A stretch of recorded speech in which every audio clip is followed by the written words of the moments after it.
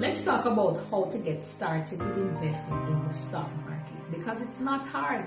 Very, very simple to do, and I'm going to tell you exactly what to do. You first need to understand your risk tolerance. How much money do you want to put into investing in the stock market, and how much can you lose? If you can't lose a lot, your risk tolerance is low. You have the ability to lose a lot, then your risk tolerance is high. Then we need to set the investing goal. What do you want money to do?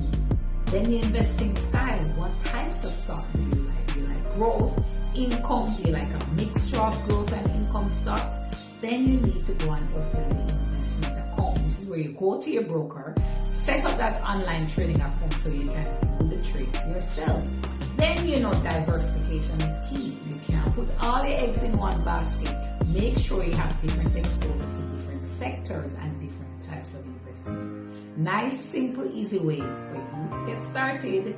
Go ahead and do it right now, because time in the market is better than time in the market. The time to start is right now when you want to invest in the stock market.